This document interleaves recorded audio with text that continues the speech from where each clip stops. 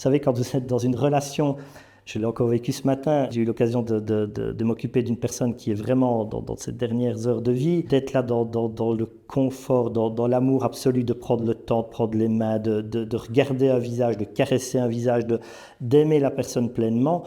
Vous sortez de là, mais heureux. C'est un métier qui nous donne une joie, mais énorme. J'ai peut-être pris une heure et demie ou 2 heures de mon temps auprès de cette personne, en faisant attention à chacun des mouvements, à chacun des gestes que j'ai pu poser, à chacune des... Vraiment d'être dans des paroles, d'être dans quelque chose d'authentique et de vrai, mais on rentre dans une relation où...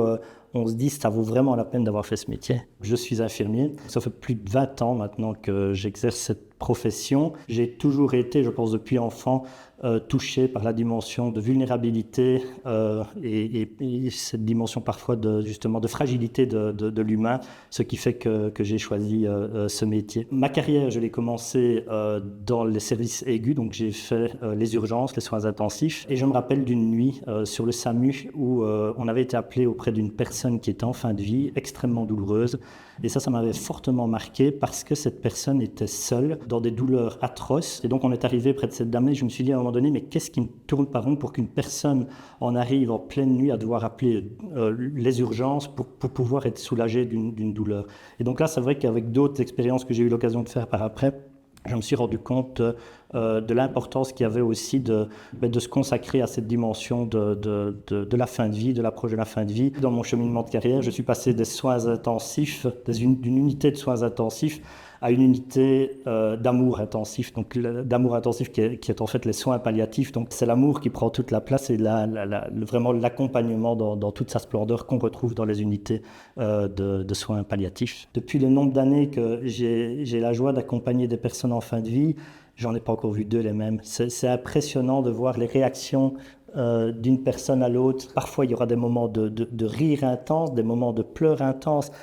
J'ai un ami hématologue que j'apprécie beaucoup qui dit « Les soins palliatifs, ce n'est pas le chemin le plus facile, mais c'est de loin le plus beau. » Et je suis tellement d'accord avec lui parce que c'est vrai que ça demande un investissement et une approche justement où on se laisse transporter par le patient ou par le résident parce que c'est lui qui donne le tempo. On se rend compte combien on peut vraiment aussi être dans une dimension qui nous-mêmes nous échappe, mais où on touche du doigt la beauté de notre humanité. Tandis que la loi sur l'euthanasie est actuellement débattue en France, elle existe depuis plus de 20 ans en Belgique. Comment l'avez-vous accueillie en tant qu'infirmier en soins palliatifs ? La loi de l'euthanasie est arrivée en 2002. J'étais en formation d'infirmier à ce moment-là. Je n'ai pas souvenir qu'on en ait parlé d'une manière très importante. Bien naïvement, je m'étais dit, cette loi, elle va avoir très très peu d'incidence sur la population de par le fait que les conditions dans lesquelles on doit la demander, c'est vraiment des conditions sur lesquelles on a,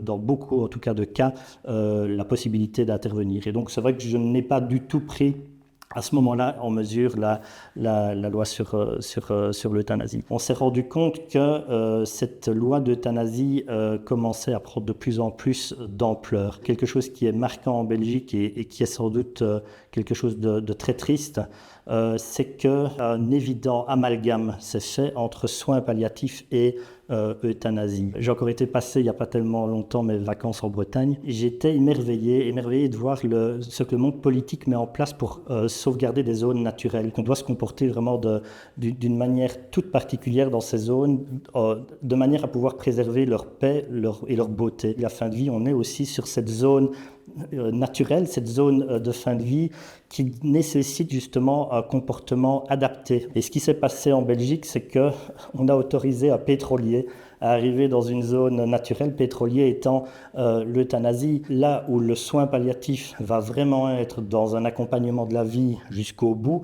L'euthanasie est très clairement une culture de mort, une culture où on injecte à un moment donné la mort sciemment. On ne fait plus de différenciation entre les deux. Parfois, on ne met plus de mots, on ne s'en rend plus compte parce qu'il y a une forme de routine qui s'est installée derrière.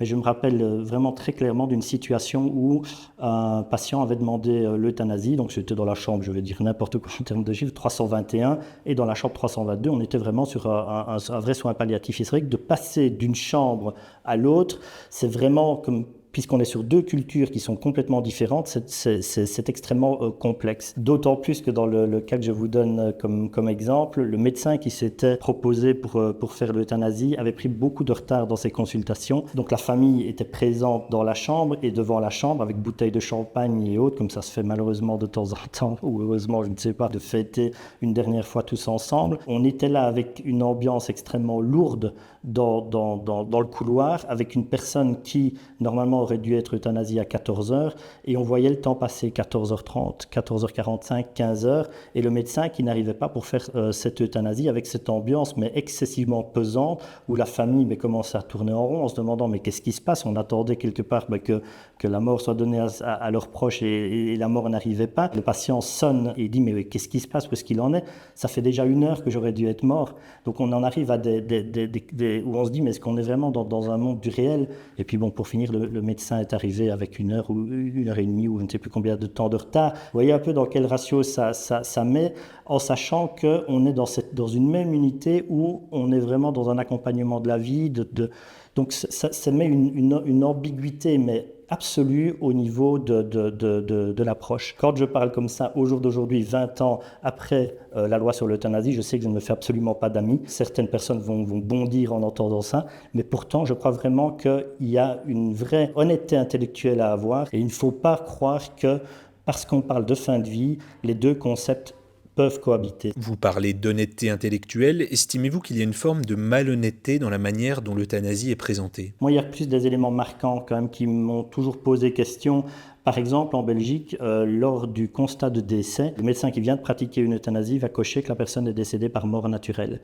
Et donc, on sent quand même combien aussi déjà à la base, au moment de la législation, il y avait une forme de tromperie, voulu ou pas voulu, mais en tout cas, si on est tellement fier de développer une euthanasie dans un pays, eh bien, je pense aussi qu'il est logique qu'on puisse, intellectuellement parlant, pour le médecin qui vient de pratiquer le geste, cocher la personne, elle est morte par euthanasie. Un autre aspect qui me dérange aussi, et on sait combien la fin de vie peut être un coût majeur pour une institution. C'est sûr que les soins palliatifs demandent un investissement d'amour et donc de présence humaine extrêmement important. Et donc, c'est vrai qu'en termes de santé publique, on peut se dire, mais ce sont des coûts excessivement importants, contrairement à une piqûre létale ou à une prise d'un médicament où, en très peu de temps, une personne n'est plus. Mais je ne voudrais pas non plus arriver à dire, voilà, c'est voulu. Là où je suis embêté, c'est que quand il y a un financement qui est fait au niveau des soins palliatifs, de par le fait qu'on n'a pas fait d'unité où on pouvait faire du soin palliatif pur et dur et vraiment d'autres secteurs où c'était des euthanasies, le financement qui est fait pour les soins palliatifs bénéficie directement ou indirectement à l'euthanasie. Donc quand il y a un financement qui est fait, c'est un financement fin de vie. Ce qui me fait peur quand j'entends la France qui dit on va lancer dans X années les soins palliatifs, ce sera trop tard. Je pense qu'il faut impérativement qu'il y ait d'abord suffisamment de structures de soins palliatifs que pour pouvoir penser éventuellement à une autre manière de mourir qui est l'euthanasie. Oui. Qu'a-t-elle changé concrètement cette loi dans la manière dont vous exercez votre profession? C'est vrai qu'on parle toujours de la liberté de conscience qui est un droit inscrit, mais qui concrètement est extrêmement complexe à faire respecter. De par le fait que si l'institution dans laquelle vous travaillez n'a pas cette possibilité de mettre une objection de conscience, eh bien, vous allez être très vite soumis à une forme de pression de la part de l'institution même au travers d'autres prestataires qui sont favorables à l'euthanasie. Moi, je me suis fait entendre dire dans ma position de chef de service, mais que j'étais quelqu'un d'inhumain, parce que je n'acceptais pas de participer à des euthanasies. Je me suis fait retirer l'accès au comité d'éthique. Donc la présidente du comité d'éthique m'a dit, écoutez, j'aimerais bien que vous quittiez le comité d'éthique de par le fait que votre position et votre conscience est très gênante dans les discussions que nous pouvons avoir. Je me pose vraiment la question de me dire, mais est-ce qu'on a notre objection de conscience qui est respectée? Moi, j'aurais vraiment tendance à dire non, au point qu'à un moment donné, sur le plan professionnel, je suis tombé mais tellement bas parce que c'est répétitif, c'est extrêmement lancinant et vous entendre dire que vous êtes quelqu'un d'inhumain ou quelqu'un qui ne tient pas compte de l'autre alors que vous avez sciemment choisi un métier en vous disant mais c'est pour ça que je le fais parce que j'aime la nature humaine, j'aime l'autre et je veux vraiment être là pour pouvoir l'accompagner en lui proposant quelque chose de digne, donc autre que de lui envoyer une piqûre létale. Ce côté d'un peu de lame de fond cassante, à un moment donné, c'est vrai que ça m'a vraiment fait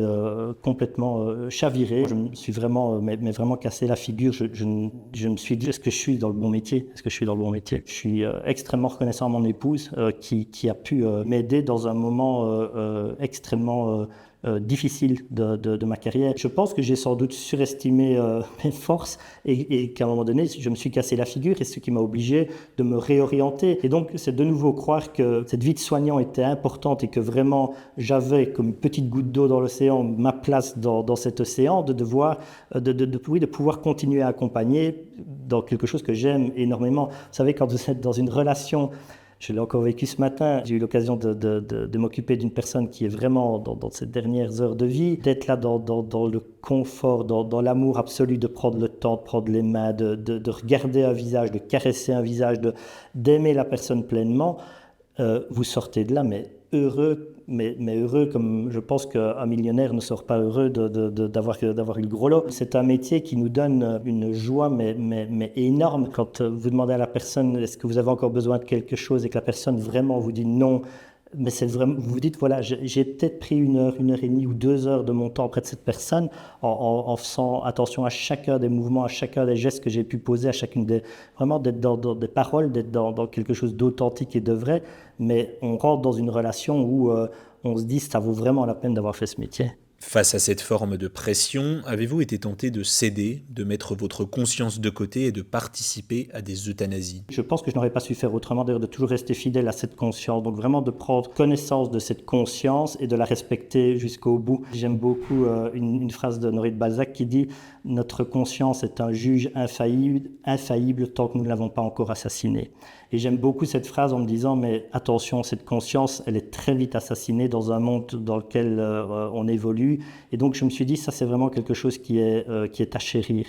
Donc je parle à mon niveau, en tout cas c'était vraiment le point absolu, c'était de me dire, tu dois avancer, mais toujours en respectant ta conscience. Et ça c'est quelque chose qui m'a beaucoup marqué aussi au niveau de médecins, d'amis médecins et autres qui pratiquent des euthanasies, mais où on est parfois dans un paradoxe, et quelque chose qui est de nouveau assez complexe à vivre, où le médecin est à la fois parfois coincé entre le sens du devoir et sa propre conscience personnelle. C'est à moi, médecin, de pratiquer une euthanasie, et si moi, médecin, à qui le législateur m'a donné ce pouvoir de le faire, je ne le fais pas, mais qui va le faire? Donc c'est un peu parfois oppressant pour le médecin, et tout en se disant, mais moi, l'euthanasie, j'en veux pas. Et donc moi, j'ai plusieurs fois rencontré des médecins qui étaient dans cette dimension, et parfois, et malheureusement, le sens du devoir, qui est très beau aussi, mais va prendre le dessus sur leur conscience personnelle. Je me rappelle d'un ami médecin suivi après un comité d'éthique. On était en début d'année. Il y avait une demande d'euthanasie. Pas de médecin pour faire cette demande d'euthanasie. C'est une personne qui avait été envoyée de l'extérieur. Le médecin traitant ne voulait pas pratiquer lui-même cette euthanasie. Et donc, on était là autour de la table, avec tout le monde qui regardait la table et personne qui voulait le faire. Et lui, à un moment donné, a dit, bon, puisque personne ne veut le faire, ça va, je vais le faire. Et puis, il est parti. Mais assez contrarié. Et moi, je l'avais suivi, je lui avais dit, mais enfin, pourquoi est-ce que tu le fais si tu n'as pas envie de le faire? Et il me dit, mais écoute, dans ma position, je n'ai pas le choix. C'est à moi de le faire. Je suis la responsable de service, je dois le faire. Et puis, il se retourne vers moi avec les yeux remplis de larmes et il me dit, si tu savais, François, je me réveille certaines nuits avec le visage de personnes que j'ai euthanasiées. Et c'est vrai que moi, ça a été marquant, extrêmement marquant, parce que c'est une personne extraordinaire. Ce médecin, c'est quelqu'un d'une compétence vraiment très haute. La législation le mettait dans un inconfort où il a dû choisir entre son sens du devoir et la préservation de sa conscience. Ça semble simple, mais quand on le vit et quand on a une personne justement qu'on apprécie et qui vit ça, c'est dur. C'est très dur de voir un collègue qui, comme vous, a choisi un métier vraiment dans cette dimension d'altruisme et qui en souffre, un jeune diplômé qui est à côté d'un médecin chevronné. Est-ce que vraiment cette personne est en mesure de pouvoir se positionner en disant non docteur, je n'y vais pas parce que c'est pas mes convictions? On se rend compte aussi combien parfois une forme d'intimidation peut agir et où très vite une situation peut basculer. Un vieux professeur qu'on avait eu dans des cours en cours terminal nous disait le métier que vous avez choisi c'est une conscience face à une confiance. Et j'ai toujours beaucoup aimé cette phrase qui m'accompagne au quotidien, cette confiance que peut nous donner une personne justement qui est dans un état de vulnérabilité face à une conscience de nous soignants. Et donc c'est une relation extrêmement importante à chérir, d'où l'importance aussi d'être dans une conscience vraiment respectée. Moi j'ai fait ce choix de ne jamais me positionner, de toujours rester dans une fidélité parfaite à cette conscience. Et en restant dans cette fidélité parfaite à la conscience, je suis aussi étonné de voir combien on reste dans une fidélité parfaite à la personne en fin de vie. Parce qu'en fait, la personne en fin de vie a besoin d'avoir une personne authentique aussi à côté d'elle, vraiment une personne qui dit les choses et qui est dans une grande transparence. Cette dimension de fin de vie, tout ce qui est artifice, etc., tombe. Et c'est souvent là qu'on est vraiment dans une grande zone de transparence dans la relation qui est très belle. Avez-vous souvenir d'un moment vécu, la fin de vie d'un patient, qui caractérise ce passage de la vie à la mort? Je me rappelle d'une situation qui était quand même assez complexe. Il arrive dans le service une personne qui est en train de crier. Les cris étaient « euthanasiez-la ». Ça en est fini maintenant, euthanasiez-la. Un monsieur qui se tenait à côté d'un brancard sur lequel était couchée une femme, on sentait une détresse absolue et cet homme était en train de crier. C'est une dame avec une maladie dégénérative qui, avec le temps, s'est retrouvée en chaise roulante et qui a pris la décision un matin de se jeter dans l'escalier avec sa chaise roulante. Je me rappelle parce qu'il a fallu parler énormément et écouter ce qui s'était passé. Donc on est sur un mari qui aime de tout son cœur son épouse. C'est une relation presque fusionnelle, une très très belle relation. Je ne sais plus combien d'années de mariage les unissait. Ce monsieur qui aimait tellement son épouse ne pouvait se résoudre à se dire que son épouse allait décéder malgré la maladie qu'elle avait. Et donc, à chaque rendez-vous médical, il poussait les médecins pour des nouveaux examens et des nouveaux médicaments. Et donc, le monsieur qui me dit, mais en fait, je crois que je me suis tellement écouté que je ne l'ai pas écouté assez il y a longtemps qu'elle a envie de mourir et moi, je n'ai pas été capable de l'écouter. Donc maintenant, c'est fini, il faut l'euthanasie, allez-y, euthanasiez-la. Je suis resté un temps, mais record dans cette chambre, simplement pour permettre à ce monsieur de se repositionner par rapport à son épouse et son épouse qui était consciente à côté et qui suivait le débat. Et la femme, à un moment donné, son épouse a commencé à parler aussi, a commencé à donner un peu son vécu. Et donc la situation s'est fortement calmée, où je leur ai dit, écoutez, même s'il y a une loi en Belgique, ça ne peut pas se faire comme ça, on ne peut pas débarquer avec une seringue et euthanasier votre épouse. Donc ce que je vous propose, c'est on va commencer vraiment par des soins palliatifs, on va vous accompagner et faire tout ce qu'il faut pour que votre épouse n'aille pas mal et que vous puissiez l'un et l'autre aussi vous reposer par rapport à cette situation. Ce qui était d'autant plus marquant, c'est que l'épouse, qui était quand même déjà dans un stade avancé de sa maladie, plus la dimension de sa chute, elle s'est éteinte quelques jours après dans les bras de son mari sur la musique de leur mariage. Et ça, j'ai trouvé ça très beau parce que au lieu d'avoir cette dimension d'une mort violente via l'euthanasie, on s'est retrouvé vraiment dans une mort douce où l'épouse est partie sur leur moment d'union qui leur était si cher. Le monsieur, juste après avoir été au cimetière, est revenu dans l'unité avec un ballotin de pralines en disant « En tout cas, le jour où ce sera mon tour, j'aimerais pouvoir venir dans votre service et pouvoir bénéficier des mêmes soins que ce que mon épouse a eu. » Où je ne pense pas que quelqu'un doit s'attribuer quelque mérite que ce soit. Je pense qu'on est vraiment, en fait, dans une relation humaine, tout ce qu'il y a eu de plus authentique et de plus sincère. De nouveau, on se dit, mais merci d'avoir pu choisir un jour ce métier et d'avoir pu me mettre à la disposition de ce couple. Pour quelles raisons vous opposez-vous personnellement à l'euthanasie? Est-ce par conviction personnelle, pour des raisons d'éthique professionnelle? Il n'est pas tellement question de me positionner contre l'euthanasie. Je pense que l'euthanasie se positionne, elle, contre l'approche soignante qui a toujours été, depuis des centaines d'années, notre approche d'accompagner la vie jusqu'au bout. Et donc, en fait, l'opposition vient d'une technique qui est de sciemment interrompre la vie de quelqu'un. Donc, l'opposition, elle se situe à ce niveau-là. Et donc, moi, à partir du moment où, justement, j'ai fait le choix dans mon métier et dans ma carrière, au risque parfois de m'en prendre beaucoup dans la figure, mais d'accompagner vraiment cette vie jusqu'au bout, je ne peux pas me permettre de dire que cette autre alternative existe. De nouveau, je ne vais pas faire un jugement de la personne qui le fera ou qui la demande, mais moi, en tout cas, à mon niveau, avec justement mon éthique professionnelle, mon éthique privée, mais aussi les valeurs que je souhaite continuer à vivre jusqu'au bout, je ne peux me positionner que dans cette approche d'un accompagnement de la vie jusqu'au bout qui demande un investissement complet, qui demande une créativité énorme, mais donc qui est vraiment une approche complètement différente. Comprenez-vous que des patients en détresse, parfois face à de grandes souffrances physiques ou psychologiques, puissent demander la mort? Cette demande d'euthanasie, très souvent, elle peut être comprise comme quelque chose de légitime.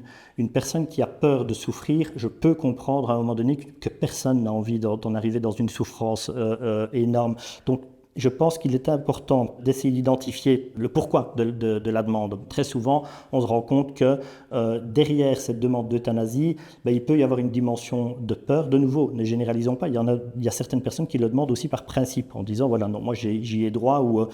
Mais donc, dans beaucoup de cas, ce sont des personnes qui ouvrent une discussion et qui ont besoin de pouvoir parler en transparence et en franchise de leur mort. Je me rappelle, il n'y a pas encore tellement longtemps d'ici, une personne âgée qui hospitalisée, qui demande à la jeune médecin qui rentre dans sa chambre et qui se permet de lui dire « Ah, mademoiselle, j'ai envie de mourir ».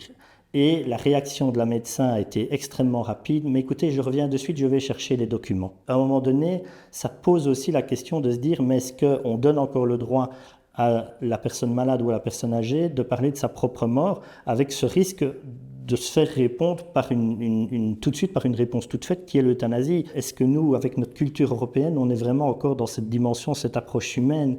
Je me rappelle d'une personne âgée qui avait fait une chute à domicile et malheureusement, comme elle habitait seule, elle n'a pas pu rester chez elle. Et donc après son opération de la hanche, elle a dû aller faire une convalescence et elle a été dans un EHPAD. Malheureusement, elle est tombée dans un EHPAD, je pense, qui était un petit peu surchargée et sans doute mal organisée. Elle est revenue auprès de son médecin traitant en disant « Écoutez, moi je commence à devenir une personne âgée, je ne veux certainement pas en arriver là, euthanasiez-moi ». Et donc, elle a été réadmise à l'hôpital. Et alors, il y a eu cette phrase, mais extrêmement touchante et troublante. Elle a dit « Mais vous avez vu, il a fallu que je demande l'euthanasie pour qu'on commence enfin à se réintéresser un peu à moi. » Comme si le fait d'avoir demandé cette euthanasie lui permettait de nouveau de pouvoir revivre. Et là aussi, je pense que ça doit nous amener à une vraie réflexion de nous dire « Mais est-ce que vraiment la personne âgée ou la personne malade n'a plus son utilité ou sa place auprès de nous ?» Moi, je crois qu'il y a vraiment toute une culture à réavoir. Et ça, de nouveau, c'est quelque chose qu'on peut vivre pleinement dans les soins palliatifs, c'est de permettre aussi, parfois dans des ruptures de famille, il peut arriver que des enfants ne parlent plus à leurs parents ou des choses comme ça, eh bien on se rend compte combien dans cette zone naturelle qu'est les soins palliatifs, des nouvelles relations peuvent se remettre en route avec vraiment des personnes qui vont partir, mais dans une plénitude, dans une paix absolue, parce que justement un contact a été renoué avec des enfants qui eux-mêmes vont pouvoir faire un deuil beaucoup plus facilement de par le fait qu'ils ont pu renouer un contact avec leurs proches. Je pense entre autres à ma grand-mère qui a un jour, d'une manière très audible et très distincte, dit « j'ai envie de mourir ». Qu'est-ce qui se cache derrière ce « j'ai envie de mourir » ? Est-ce que c'est « j'ai demandé de remplir le document d'euthanasie » ? Non, elle avait besoin aussi de pouvoir parler de sa mort en sachant qu'on est quand même devant une forme d'inconnu. J'aime beaucoup une petite phrase que j'avais une fois entendue à la radio qui dit « Mourir, c'est la dernière chose que je ferai pour la première fois ». J'aime beaucoup cette phrase parce que je trouve qu'elle remonte de nouveau toute notre vulnérabilité humaine.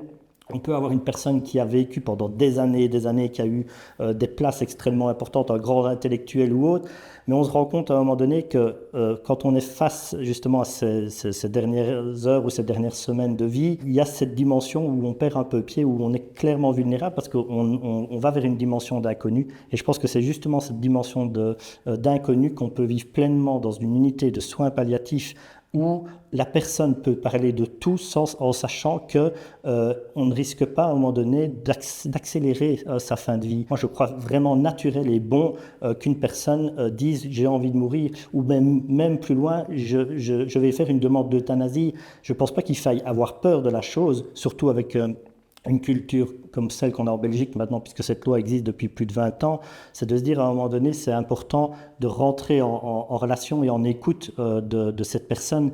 Et ça, je pense qu'on doit pouvoir préserver cette dimension-là dans des unités qui s'engagent à ne faire que du soin palliatif. Certains estiment que l'euthanasie est une liberté supplémentaire de choisir sa mort et qui n'enlève rien à ceux qui ne souhaitent pas y recourir. Entendez-vous cet argument ? Je pourrais l'entendre si le législateur avait véritablement tenu ses promesses et mis en place les soins palliatifs. Quand je vois en Belgique, sur à peu près 12 millions d'habitants, on a 400 lits de soins palliatifs. La France, 17 départements ne sont pas couverts. Ce discours, de nouveau sur un plan intellectuel, je le trouve malhonnête, parce que dire à une personne qu'elle a le choix, alors qu'elle sait qu'elle n'aura peut-être pas accès par rapport à son logement, par exemple, ou à la disponibilité de place à des unités de soins palliatifs, on ne peut pas non plus se dire la personne, elle va rester là toute seule avec ses douleurs. Donc parfois, cette dimension justement de lui proposer l'euthanasie, mais c'est la seule et véritable porte qu'on lui propose. Sinon, quelque part, elle va se sentir acculée. Et est-ce que vraiment elle est dans un libre choix de dire je peux choisir l'euthanasie ou je peux choisir les soins palliatifs? Je ne le pense pas. On a l'impression d'une inversion de la situation où, en donnant l'impression à la population qu'elle va avoir un droit supplémentaire, quelque part, ça permet à un monde politique, à un monde législatif de se donner bonne conscience en se disant, la fin de vie, la personne, ça peut être géré pour elle, elle ne sera pas dans d'horribles souffrances puisqu'on va la piquer, on va la tuer, on va lui administrer l'euthanasie de manière à ce qu'elle ne souffre plus. Vraiment, il faut qu'il y ait des engagements politiques pour qu'il y ait à très court terme des investissements qui soient effectués dans les structures de soins palliatifs, tout en garantissant, par respect profond de la personne, en garantissant qu'un service de soins palliatifs fait véritablement du soin palliatif, et donc de ne jamais avoir cette dimension de mettre en concurrence dans un même service des soins palliatifs et de l'euthanasie. Je pense qu'il faut absolument que la France évite une marée noire éthique. Après plus de 20 ans de législation en Belgique, on est parfois tellement englué, empêtré dans cette situation que est-ce que vraiment on s'en rend encore compte aujourd'hui? Je n'en suis pas certain. De plus en plus de personnes vont avoir l'impression que l'euthanasie est un bien en soi.